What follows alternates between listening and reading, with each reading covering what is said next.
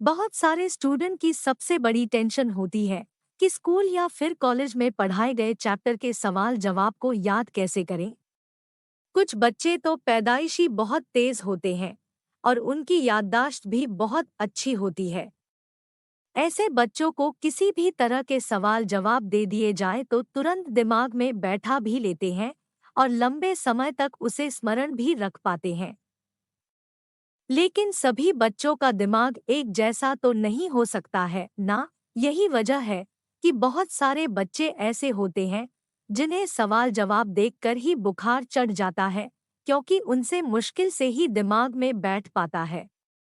इसीलिए इस पोस्ट में हम आपको बताएंगे कि लंबे प्रश्न उत्तर कैसे याद करें। जो बच्चे मेमोरी में कमजोर होते हैं, उनके माता पिता भी उनके करियर को लेकर काफी चिंतित होते हैं, क्योंकि पढ़ाई लिखाई में मेमोरी बहुत ही महत्वपूर्ण होता है। परीक्षा में सभी विषयों के बारे में लिखना होता है और बहुत टॉपिक पढ़कर उन्हें दिमाग में भी रखना होता है जहां से सवाल पूछे जाते हैं। इन्हीं बातों को ध्यान में रखते हुए हमने इस पोस्ट को तैयार किया है और हम यहाँ पर याद करने का सबसे आसान तरीका बताने वाले हैं, जो आपके सवाल पढ़ा हुआ कैसे याद रखे से आपको छुटकारा दिला देगी। बच्चे जब थोड़े से बड़े हो जाते हैं तो उनके माता पिता उन्हें स्कूल में एडमिशन करा देते हैं। बच्चे जब प्राइमरी क्लासेस में पहुंचते हैं तो फिर कविताएं और कहानियां मेमोराइज करने के लिए होमवर्क किया जाता है। उसे सुबह पता लग जाता है कि बच्चे की याददाश्त कैसी है। साल भर बच्चे तो पढ़ाई कर लेते हैं, लेकिन जब एग्जाम का वक्त आता है तब बच्चे सवालों का जवाब भूल भी जाते हैं। एग्जाम के समय तो हर स्टूडेंट जी तोड़ मेहनत करके पढ़ाई करता है और मेमोराइज करने की कोशिश करता है, लेकिन कई बच्चों को ठीक से याद नहीं हो पाता है। परीक्षा में जाने के बाद उन्हें कुछ याद नहीं आता, जिससे उनका रिजल्ट भी खराब हो जाती है। आज आप पोस्ट पढ़ रहे हैं, इसका मतलब यही है, अगर आप स्टूडेंट हैं तो आपको मेमोराइज करने में दिक्कत होती है, और अगर ये एक अभिभावक है तो आपके बच्चे को मेमोराइज करने में पाता है। परीक्षा में जाने के बाद उन्हें कुछ याद नहीं आता, जिससे उनका रिजल्ट भी खराब हो जाती है। आज आप पोस्ट पढ़ रहे हैं, इसका मतलब यही है, अगर आप स्टूडेंट हैं तो आपको मेमोराइज करने में दिक्कत होती है, और अगर ये एक अभिभावक है तो आपके बच्चे को मेमोराइज करने में परेशानी का सामना करना पड़ता है। खैर कोई बात नहीं, यह पोस्ट पूरा पढ़ने के बाद आगे से आपको इस तरह की समस्या का सामना नहीं करना पड़ेगा। लेकिन उसके लिए आपको यहाँ बताए गए सभी तरीकों को ध्यान से फॉलो करना है। हो सकता है आपके लिए एक तरीका कारगर ना हो, लेकिन हम यहाँ पर बहुत सारे तरीके बता रहे हैं आपके लिए, जो बेहतर हो या जिससे आपको फायदा लगे, आप उसका इस्तेमाल जरूर करें। एक, कल्पना करें, यह कोई बहुत ही कठिन काम नहीं है। विकास के इस दौर में सभी बच्चों को फिल्में और कार्टून देखना पसंद होता है। यह भी पाया जाता है कि दिखाए गए फिल्म और कार्टून की कहानियां बच्चों का आसानी से स्मरण हो जाती है। यह इसलिए होता है कि इसमें सारी कहानी तस्वीरों के माध्यम से बच्चों के दिमाग में जाती है और दिमाग में छप जाती है। याद करने के लिए कोई मेहनत नहीं करना पड़ता, यहाँ तक कि बच्चे हूबहू एक्टर के द्वारा कहे गए डायलॉग को बोल लेते हैं, और जिसे अगर अलग से किताब पढ़कर याद करना हो तो बच्चे नहीं कर पाते। यह कमाल है कल्पना का, यानी कि किसी भी टॉपिक को स्ट्रक्चर में बदल दिया जाए और ऑडियो और वीडियो के माध्यम से बच्चों को दिखाया जाता है तो उन्हें तुरंत स्मरण हो जाता है। जब तक बच्चे छोटे होते हैं तो उनकी किताबों में तस्वीरों के द्वारा ही पढ़ाया जाता है, लेकिन जो बच्चे बड़े हो जाते हैं तो उनको थ्योरी ज्यादा पढ़ाया जाता है और जिसे याद कर पाना संभव नहीं हो पाता। सिर्फ किताब को रीडिंग डालने से ना तो टॉपिक दिमाग में बैठ पाता है और ना ही समझ में आता है। सबसे अच्छा उपाय यह है कि अगर आपके पास स्मार्टफोन है तो आप टॉपिक को पढ़ते हुए खुद की वीडियो उतार सकते हैं या फिर आवाज की रिकॉर्डिंग कर सकते हैं। अगर इस तरीके से याद हो जाती है तो फिर इस तरीके को ही बार बार रिपीट करें और सवाल जवाब याद करें। 2 सुबह जल्दी उठकर पढ़ाई करें। पुराने समय के लोगों से पता चलता है कि सुबह सवेरे जल्दी उठकर बच्चे पढ़ाई किया करते थे। देखा यह भी जाता है कि सुबह के वक्त जब हम सोकर उठते हैं तो दिमाग उस वक्त पूरा फ्रेश होता है और उस वक्त शांति भी बहुत अच्छी होती है। ऐसी स्थिति में किसी भी चीज को स्मरण कर पाना बहुत ही आसान होता है। अभी के वक्त में सुबह उठना ही सबसे बड़ी समस्या है। बच्चे चाहे तो स्कूल जाने से पहले अगर समय बचता है तो सुबह उठकर ही पढ़ाई करे, और अगर समय नहीं मिलता है, सुबह जल्दी स्कूल जाना होता है, तो फिर टॉपिक को रात में पढ़े और सुबह में एक बार बस रिवीजन कर ले। जब छुट्टी का वक्त हो तो हर रोज सुबह 4 से 5 बजे के उठे और उस वक्त पढ़ाई करना शुरू करें। आप देखेंगे कि आपको कोई सा भी सवाल जवाब हो आसानी से और जल्दी समझ में आ तो जाता है और लंबे समय तक भी मेमोरी में रहता है। इस तरीके को भी एक बार जरूर आजमा करके देखें, आपको जरूर अच्छा रिजल्ट मिलेगा। 3 जोर से बोलकर पढ़े। यहाँ पर जो मैंने पहला स्टेप बताया है उसमें मैंने कल्पना के बारे में आपको बताया कि कैसे आप खुद की वीडियो बनाकर टॉपिक को अच्छी तरीके से याद कर सकते हैं। लेकिन अगर आपके पास इस तरह की सुविधा उपलब्ध नहीं है कि आप खुद का वीडियो बना सके तो एक और तरीका है जिससे आप अपने सवाल जवाब या फिर किसी टॉपिक को स्मरण कर सकते हैं। जैसा कि मैंने पहले बताया कि हम सुनकर या देखकर याद जल्दी करते हैं, इसलिए आप जिस भी टॉपिक को पढ़ रहे हैं उसे जोर से आवाज निकाल कर पढ़े। इससे आवाज आपके कानों तक जाएगी और याद होने का चांस जो होगा वह बढ़ जाएगा। साधारण रूप से सिर्फ पढ़ने से अच्छा है कि आप आवाज निकाल कर ही पढ़ा करें, आपको जरूर अच्छा फल देखने को मिलेगा। 4 लक्ष्य बनाकर पढ़ें। यह एक तरह से मनोवैज्ञानिक तरीका है जिसका उपयोग करके हम खुद को मोटिवेट करते हैं और अपना हौसला बढ़ाते हैं। जब भी आप पढ़ाई करने या फिर याद करने के लिए बैठो तो यह डिसीजन ले लो कि आपको कितने क्वेश्चन आंसर दिमाग में बैठा लेना है, और जब आप इसको कर लेते हैं तो उसके बाद क्या काम करेंगे। सबसे अच्छा तो यह है कि आप जब भी कोई टास्क पूरा करें उसके बाद थोड़ी देर के लिए टहलने के लिए चले जाएं या फिर कोई गाना ही सुन ले, जिससे आपको बीच बीच में रेस्ट भी मिलता रहेगा और दिमाग फ्रेश भी रहेगा। 5 याद करें और दूसरों को भी पढ़ाएं। यह पाया गया है कि कोई भी जब स्टूडेंट किसी टॉपिक को पढ़ते हैं तो उसे थोड़ी देर के लिए बहुत अच्छे तरीके से याद रखते हैं, और जैसे जैसे वक्त गुजरता जाता है स्टूडेंट उस टॉपिक को भी भूलता चला जाता है। जब कुछ दिन बाद उस टॉपिक को दोबारा पढ़ते हैं तो जाकर उसे फिर से इतनी मेहनत के साथ पढ़ना पड़ता है और याद करना पड़ जाता है। वहीं जब अगर कोई स्टूडेंट किसी टॉपिक को पढ़ लेता है और उस टॉपिक को दूसरों के साथ शेयर करते हैं या फिर उन्हें समझाते हैं तो ऐसे में टॉपिक और बढ़िया तरीके से दिमाग में छप जाता है।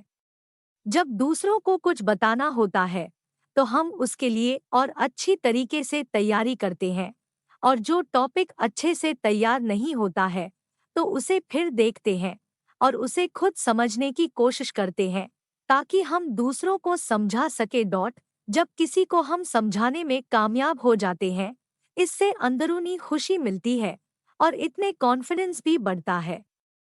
मैं तो यही कहूँगा कि जब भी आप किसी टॉपिक को तैयार कर ले तो अपने स्कूल के या फिर ट्यूशन के बच्चों को अपने साथ ग्रुप स्टडी के लिए बुलाएं और उनको बताएं कि मैंने ये टॉपिक तैयार कर लिया है और मैं आपको यह समझा सकता हूँ। इससे आपकी टॉपिक में पकड़ और मजबूत हो जाएगी और आपको टॉपिक हमेशा के लिए याद हो जाएगा, सिर्फ एग्जाम तक के लिए नहीं बल्कि पूरी जिंदगी भर के लिए स्मरण हो जाएगा। इस तरीके को जरूर आजमाएं क्योंकि यह भी बेहतरीन तरीका है जो बहुत सारे लोगों के लिए काम आता है। यह आपके लिए जरूर काम आने वाला है। जो भी इस तरीके को फॉलो कर चुके हैं उन्हें इसके बारे में मालूम है कि कितना फायदेमंद है। 6 टॉपिक से जुड़ा हुआ यूट्यूब वीडियो देखें। इसके बारे में मैंने पहले आपको बताया है कि आप जो भी टॉपिक पढ़ रहे हो उसे यूट्यूब में सर्च करें, आपको ज़रूर मिल जाएगा। उसके बाद उसकी पूरी वीडियो देखें और उस टॉपिक को पूरी तरीके से समझने की कोशिश करें। हो सकता आपको वीडियो एक बार में समझ में ना आया हो, इसलिए वीडियो को 2 से 3 बार देखें। यह हर तरह से आपके टॉपिक को समझने में आपकी मदद करेंगे। इसके अलावा अगर आप एक वीडियो को नहीं समझ पाते हैं तो किसी दूसरे वीडियो को एक बार ज़रूर ट्राई करें। हो सकता है कि दूसरा वीडियो आपको इस टॉपिक के बारे में अच्छे से समझा दे। 7 याद करने के दौरान ब्रेक जरूर लें। जब भी आप किसी टॉपिक को याद कर रहे हो या पढ़ाई कर रहे हो तो लगातार कभी भी लंबे समय के लिए पढ़ाई ना करें। ऐसे में ना आपको बोरियत महसूस हो सकती है, साथ ही कभी कभी ऐसा भी होगा कि आधे घंटे से एक लाइन पर अटके हुए और वह लाइन आपको याद ही ना हो रही हो। ऐसी सूरत में अब समझ ले कि अब थोड़ी रेस्ट लेने की ज़रूरत है। इसलिए जब भी आप किसी टॉपिक को याद कर रहे हो या फिर कुछ भी विषय में पढ़ रहे हो तो ज़्यादा से ज़्यादा 1 घंटे तक ही लगातार पढ़े और उसके बाद कम से कम 5 मिनट और ज़्यादा से ज़्यादा 10 मिनट का ब्रेक ज़रूर लें। इससे आपका माइंड फ्रेश रहेगा और आपको टॉपिक याद होते रहेंगे। 8 टॉपिक को गूगल में सर्च करें। जब आप कोई टॉपिक याद कर रहे होते हैं तो कभी-कभी ऐसा होता है कि हम जिस टेक्स्ट बुक को पढ़ रहे होते हैं उसमें हमें और टॉपिक आसान शब्दों में नहीं मिलता है, जिसकी वजह से उन शब्दों को समझने और उन्हें दिमाग में बैठाना भी मुश्किल हो जाता है। उसी टॉपिक को जब हम गूगल में सर्च करते हैं तो इसके आधार पर हमें बहुत सारे आर्टिकल्स मिलते हैं जहां पर ब्लॉगर आसान से आसान शब्दों में हमें उस टॉपिक के बारे में समझाते हैं। अगर आपको कोई भी टॉपिक ऐसा लगे कि टेक्स्ट बुक में आपको वह पढ़ने में परेशानी हो रही है तो गूगल खोलिए और उस टॉपिक को सर्च कीजिए। आपको उससे रिलेटेड कई सारे आर्टिकल मिल जाएंगे जिससे आप आसान शब्दों में पढ़कर समझ सकते हैं।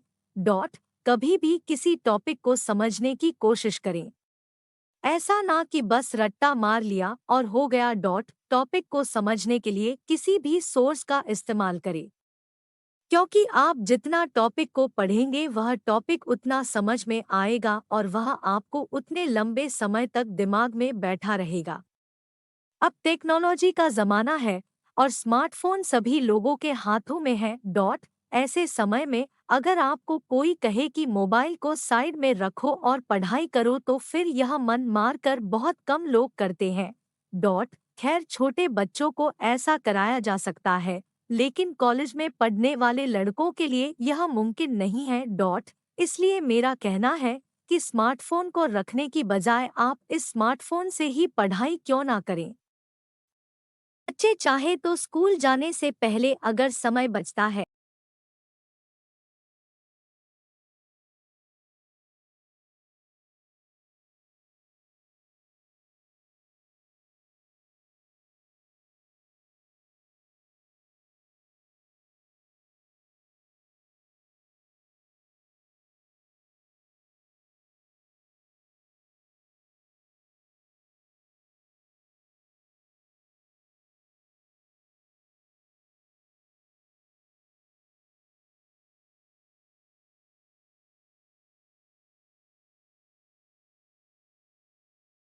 नहीं है।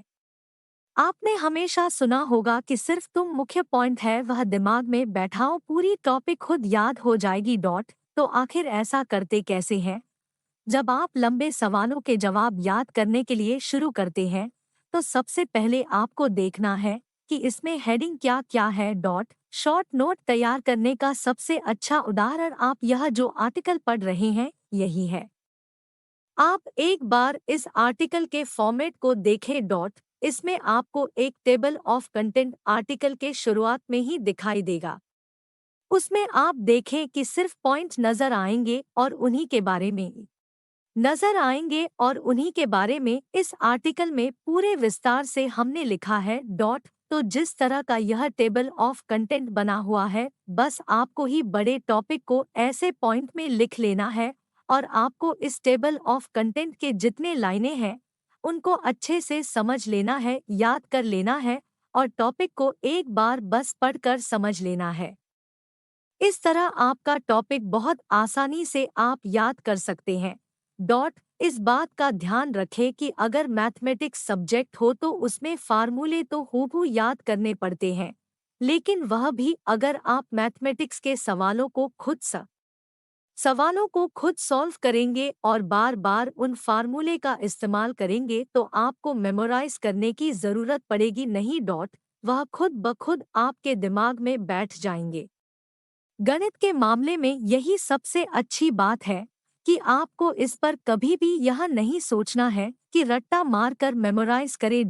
यही एक ऐसा विषय है जिसमें आपको रट्टा लगाकर याद करने की जरूरत नहीं है, बस आपको प्रॉब्लम सॉल्व करने हैं, फॉर्मूला का इस्तेमाल करना है और फार्मूला अपने आप याद हो जाएंगे। 10 रात भर पढ़ाई ना करें। अक्सर बच्चे जो कॉलेज वगैरह में पढ़ते हैं उन्हें रात भर जग कर पढ़ाई करने की आदत होती है, लेकिन एग्जाम की एक रात पहले आप पूरी रात ना जगे बल्कि जल्दी सोने की कोशिश करें और सुबह जल्दी उठकर एक बार रिवीजन कर लिया करें। आदत तो यह लगानी चाहिए कि जितनी जल्दी हो सके रात में सो जाए और सुबह जल्दी उठकर पढ़ने की कोशिश करें, क्योंकि अगर आप रात की नींद अच्छी नहीं लेते हैं तो अगला दिन पूरा बर्बाद हो सकता है और अगले दिन आप ना तो साइकोलॉजिकली फिट रहेंगे और ना ही फिजिकली फिट रहेंगे। 11 रिवीजन करें। पढ़ाई तो सभी बच्चे एक समान ही मेहनत के साथ करते हैं, लेकिन अच्छी परफॉर्मेंस और अच्छे नंबर वही ला पाते हैं जो टॉपिक को पढ़ने के साथ साथ रिवीजन भी करते हैं। जब हम किसी टॉपिक को पढ़ते हैं या फिर याद करते हैं तो यह 24 घंटे तक हमारे दिमाग में फ्रेश रहता है और उसके बाद फिर इसकी यादें धुंधली होती चली जाती है। इसका मतलब यह है कि हम उस टॉपिक को फिर थोड़ा थोड़ा भूलते चले जाते हैं। इसीलिए हर टॉपिक का रिवीजन करना जरूरी है। रिवीजन करने का सबसे अच्छा तरीका यह है कि आपने जिस टॉपिक को आज पढ़ा, बहुत सारे स्टूडेंट की सबसे बड़ी टेंशन होती है